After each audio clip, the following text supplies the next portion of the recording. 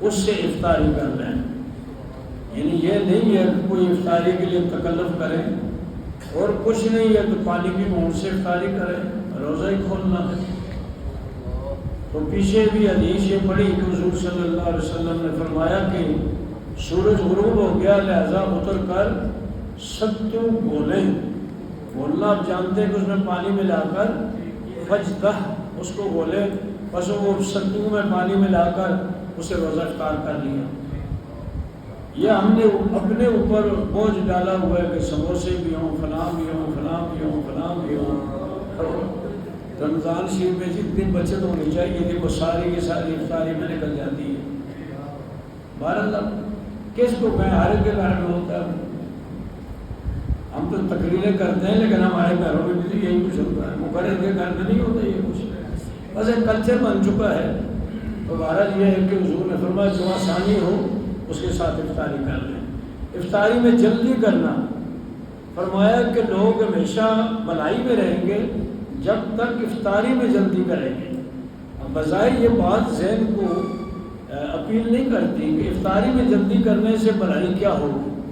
اصل بات یہ ہے کہ یہودی دیر سے افطاری کرتے ہیں. یہودیوں کی افطاری جو ہے وہ دیر سے ہوتی ہے، اور اسی طرح رافشیوں کی افطاری بھی یہودیوں کی طرح ہماری افطاری کے بعد ٹائم لکھا ہوتا ہے، رمضان میں آپ پڑھتے ہیں. تو مطلب یہ ہے کہ اس میں یہودیوں کی مخالفت کرو، خالف الیہود والنصارى. جب ہم جلدی افطاری کریں گے تو یہودیوں کی مخالفت ہوگی، اور جب یہود و نصارہ کی مخالفت ہوگی تو یہی تو مسلمانوں کی کامیابی ہے. اصل مسئلہ افطاری کی جلدی کا نہیں ہے، یہودیوں کی مخالفت کا ہے. یہ ہے جب افطار کرے رمضان میں پھر سورج طلوع ہو جائے، طلوع کا مطلب ہے کہ نظر آ جائے، بادلوں کا دن ہے، پتہ نہیں چلتا، گاڑیاں اس زمانے میں نہیں تھیں اور ریڈیو وغیرہ، تو معلوم یہ ہوا کہ اب یہ مغرب ہو گئی ہے. بعض اوقات ایسا اندھیرا چھاتا ہے، بارش آتی ہے کہ زور کے ٹائم پر پتہ چلتا ہے شام ہو گئی ہے، عصر کے ٹائم پر پتہ ہے شام. اب دیکھا کہ یہ دن ختم ہو گیا، روزہ کھول دیا. بعد میں سورج سامنے آ گیا. اس نے کہا بھائی کیا کر رہے ہو، میں تمہارے سامنے آ رہا ہوں. تو اب کیا کرنا پڑے گا، قضا کرنی پڑے گی، کیونکہ یہ صاف نہیں ہے، یہ خطا ہے، اور خطا میں قضا ہوتی ہے. صاف میں بھول کر کھائے وہ تو معاف ہو جاتا ہے، کل آپ پڑھ چکے ہیں. ہم نے بھی، میں شروع میں ہری پور میں رحمانیہ مدرسے پڑھتا تھا تو ہم نے بھی روزہ کھول لیا تھا. بعد میں دیکھا کہ سورج کو سامنے نظر آ رہا ہے، مغالطہ لگ جاتا ہے، چونکہ سخت اندھیرا ہوتا ہے. آج کل تو گاڑیاں ہیں، سب کو پتہ چل جاتا ہے. بچوں کا روزہ، کہ بچے بھی روزہ رکھ سکتے ہیں. حضرت عمر فاروق رضی اللہ عنہ نے نشے والے کو دیکھا، نشوان سکران نشے والے کو رمضان میں دیکھا. فرمایا تیرے لیے ہلاکت ہو، ہمارے تو بچے بھی روزے رکھتے ہیں اور تو بدبخت روزہ نہیں رکھتا. ہمارے بچے بھی روزہ رکھتے ہیں، صبیاننا صیام. پھر آپ نے اس کو مارا کس پر؟ میں نے یہاں تھوڑا سا آخر میں لکھ دیا، نیچے حاشیہ ہے کہ مارا تھا اس کو حد کے طور پر، نشے پر، روزہ نہ رکھنے پر نہیں مارا. اس کو مارا تھا کہ اس نے شراب پی ہے، حد کے طور پر مارا. تو اسے یہ ثابت کیا کہ بچے بھی روزے رکھیں. بچوں کو عادت ڈالنی چاہیے. چھوٹے چھوٹے بچے جو ہیں کہتے ہیں کہ ہم حضرت ربیع بن معوذ کہتے ہیں، بنت معوذ کہتی ہیں، فرماتی ہیں کہ حضور علیہ السلام نے عاشورہ کی صبح انصار کی بستیوں کی طرف پیغام بھیجا کہ جس نے صبح روزہ نہیں رکھا ہوا تھا، مفطر تھا اور کھایا پیا نہیں ہے، تو وہ اپنا روزہ بقیہ ایسا جو ہے وہ پورا کرے.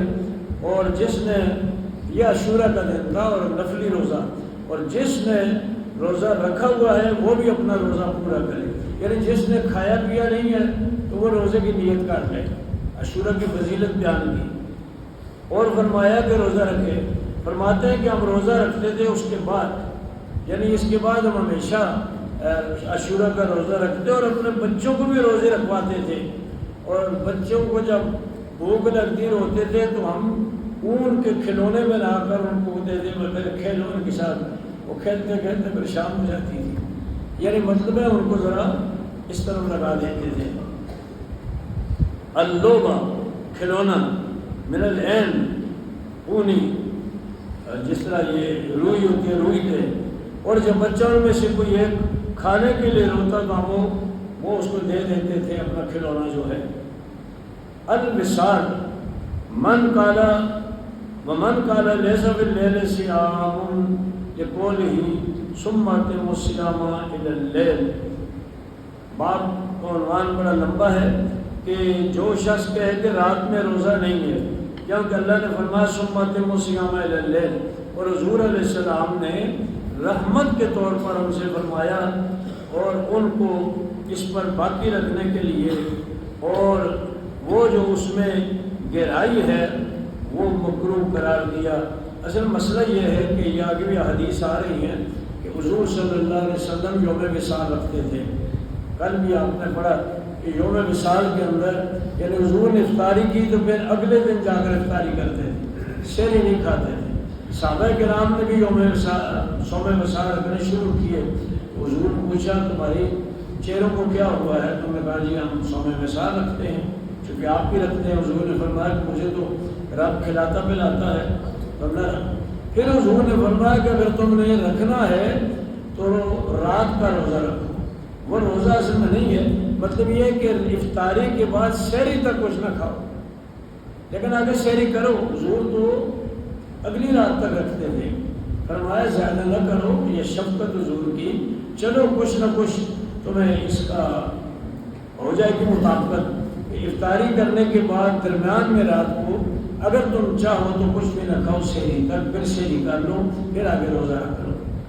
اس کی طرف حضور علیہ السلام نے فرمایا تاکہ دونوں باتیں جو ہے وہ ہو جائیں۔ لا تواصلوا قالوا انک تواصل قال لست کاحدکم منکم قال انی اطعم واسقى وانی ابیت اطعم واسقى۔ اللہ کے ہاں میں رات گزارتا ہوں، اللہ تعالیٰ مجھے۔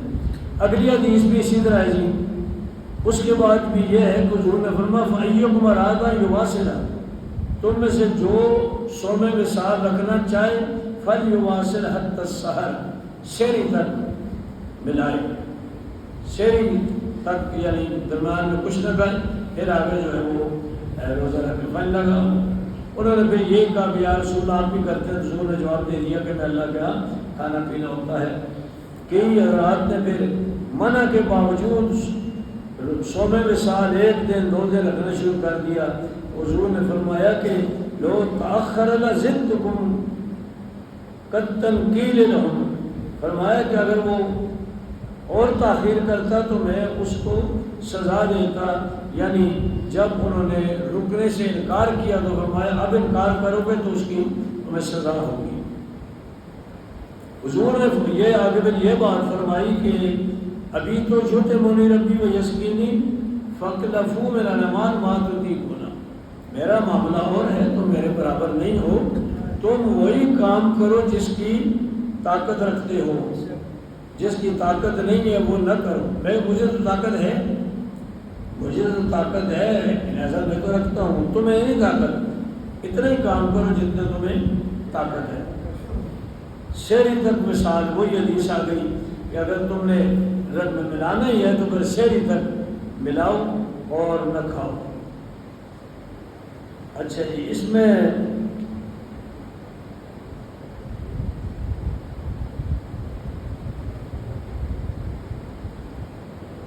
مجھے ذرا تھوڑا سا یہ موازنہ لگ رہا ہے کہ سحری تک ملانے کا مطلب ایک تو یہ ہو سکتا ہے کہ افطاری کے بعد سحری تک کچھ نہ کھاؤ، ایک یہ ہو سکتا ہے کہ افطاری نہ کرو اور سحری تک پہنچاؤ، لیکن میرا خیال ہے وہ پہلی بات ہی ٹھیک ہے، کیونکہ اصل تو سہولت تو اس کے اندر ہے نا، سحری سے سحری تک مطلب ہے وہ تو بڑا لمبا کام ہو جاتا ہے۔ اچھا جی، تو آگے یہ فرمایا کہ جو اپنے بھائی کو قسم دے کہ وہ نفلی روزہ توڑ دے اور نہ خیال کرے اس پر قضا کا جب اس کے لیے وہ روزہ موافق ہو۔ مطلب یہ کہ ایک آدمی نے روزہ رکھا ہوا ہے، کسی کے گھر چلا جاتا ہے، کوئی اس کے گھر مہمان آ جاتا ہے اور مہمان کہتا ہے بھائی کھانا کھاؤ میرے ساتھ، وہ کہتا ہے نہیں میں نے روزہ رکھا ہوا ہے، وہ کہتا ہے میں قسم کھا تو میں نہیں کھاؤں گا کھانا جب تک تم میرے ساتھ کھانا نہیں کھاؤ گے، تو شریعت کہتی ہے توڑ دو روزہ، یہ نفلی روزہ ہے اور اس کے بعد اس روزے کی قضا کر لو، مطلب یہ ہے کہ جب توڑنا ہے تو قضا کرنا ہے۔ تو کہتے ہیں اگر اس کے موافق آ جاتا ہے، اب یہاں قضا سے یہ ہو سکتا ہے کہ اول وَلَمْ يَرَا عَلَيْهِ قَضَاءً إِذَا كَانَ أَوْفَقَ لَهُ، کہ جب اگر اس کے موافق ہو جائے تو پھر قضا نہیں ہے، لیکن یہ تو یہ ہے کہ جس نے یہ خیال کیا، ورنہ موقف تو یہی ہے کہ اس روزے کی قضا ہوگی۔ اگر وہ کہتے ہیں کہ جس جو روزہ اس کا ایک ترتیب سے چلا آ رہا ہے، مثلا وہ پیر کے دن روزہ رکھتا ہے، اب پیر کے دن میں وہ مہمان نوازی ہو گئی ہے، تو کہتے ہیں کہ قضا تو بہرحال ہوگی، یعنی جب اس کا روزہ جو ہے اس دن کو جائے تو پھر بھی اس کے لیے اس کو توڑ سکتا ہے۔ اس کو مزید دیکھنا پڑے گا کہ قضا سے مراد ہمارے نزدیک تو قضا ہے کیونکہ قضا کرنا پڑے گا، لیکن اذا لم یرا علیہ قضا، یہ بعض لوگوں کا خیال ہوگا، چونکہ فقہاء کے مختلف اقوال ہوتے ہیں، بعض کا یہ خیال ہوگا کہ اس پر قضا نہیں ہوگی، لیکن یہ ہے کہ ہمارے نزدیک قضا جو ہے نیچے حاشیہ میں سے پڑھ لینا، المزید دیکھ لیں گے اس کو۔ آگے یہ جی اس حدیث کے حوالے سے، اسی عنوان کے حوالے سے کہتے ہیں کہ حضرت عون بن ابی جحیفہ اپنے والد سے روایت کرتے ہیں کہ حضور علیہ السلام نے سلمان اور ابو درداء رضی اللہ عنہ ان کے درمیان مواخات قائم کی۔ مواخات آپ جانتے ہیں کہ جب مدینہ طیبہ میں آئے تو انصار مہاجرین میں سے کرتے۔ اچھا جی، اب حضرت سلمان جو ہیں حضرت ابو درداء کے پاس آئے، ان کے گھر میں ملاقات کے لیے آئے، تو ام درداء کو دیکھا، متفضلہ تھا کہ اس کے کپڑے کام کاج والے عام کپڑے پہنے ہوئے تھے ان کی بیوی نے، حضرت ام درداء نے۔ فقال لها ما شانک، انہوں نے کہا کیا معاملہ، یہ کیسے کپڑے پہنے ہوئے، کوئی اچھے کپڑے آپ کے پاس نہیں ہیں؟ انہوں نے کہا کہ تمہارے بھائی ابو درداء جو ہیں ان کو دنیا کی عاجزی کوئی نہیں، تو نہ خود اچھے کوئی کپڑے پہنے نہ مجھے پہننے دیں، عاجز نہیں ہے دنیا میں۔ جب حضرت ابو درداء آئے، کھانا بنایا ان کے لیے، مہمان کے لیے، آپ نے فرمایا کل کھاؤ، ان کا میں روزے دار ہوں۔ حضرت ابو درداء رضی اللہ عنہ نے کہا کہ میں روزے دار ہوں، ماں نے کہا آ کے نہیں، انہوں نے کہا، پھر آگے سلمان نے کہا کہ میں نہیں کھاؤں گا جب تک تم نہیں کھاؤ گے۔ اچھا، اس کے بعد یہ تو پھر انہوں نے کھانا کھا لیا ہوگا۔ جب رات کا وقت آیا تو حضرت ابو درداء اٹھے عبادت کرنے کے لیے، انہوں نے بولا سو جاؤ، سلمان نے کہا سو جاؤ، کالا نم، پھر ان کے کہنے پر سو گئے۔ ثم ذهب يقوم، پھر کھڑے ہونے لگے، انہوں نے کہا سو جائے۔ جب رات کا آخری وقت ہوا تو سلمان نے کہا اب اٹھ کر کھڑے، پہلی رات سونے کے لیے اب اٹھ کر عبادت کریں۔ پھر دونوں نے نماز پڑھی، حضرت سلمان نے ان سے کہا اِنَّ لِرَبِّكَ عَلَيْكَ حَقًّا، تیرے رب کا بھی تم پر حق ہے، وَلِنَفْسِكَ لِنَفْسِكَ عَلَيْكَ حَقًّا، تمہارے نفس کا بھی تم پر حق ہے، وَلِآلِكَ عَلَيْكَ حَقًّا، تمہارے گھر والوں کا بھی تم پر حق ہے۔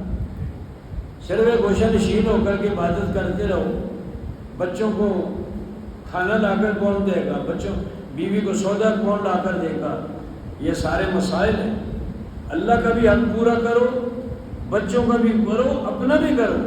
تمہارا حق ہے کہ تم آرام کرو جب تمہیں آرام کی ضرورت ہو۔ فآتِ کُلِّ ذِی حَقٍّ حَقَّہُ، ہر حقدار کو اس کا حق دو، ہر حقدار کو اس کا حق دو۔ اللہ کا حق اللہ کو دو، بچوں کا بچوں کو دو، اپنا اپنے آپ کو دو۔ پھر وہ حضور علیہ السلام کے پاس آئے اور یہ بات ذکر کی تو حضور نے فرمایا سلمان نے سچ کہا ہے، کرنا اسی طرح کرنا چاہیے۔ تو اس میں یہ بتایا کہ انہوں نے کہا تھا کہ میں روزہ رکھا ہوا نہیں کھاتا، تو انہوں نے کہا کھاؤ، کیونکہ مہمان آیا ہے تو مہمان کا حق ہے اس کے ساتھ کھاؤ، روزہ نفلی ہے، اس کو قضا کر لو گے بعد سوم شبان یاد آ کے بعد ویسے بتائیں 2 منٹ رہ گئے بس ٹھیک ہے۔ مولا یصلی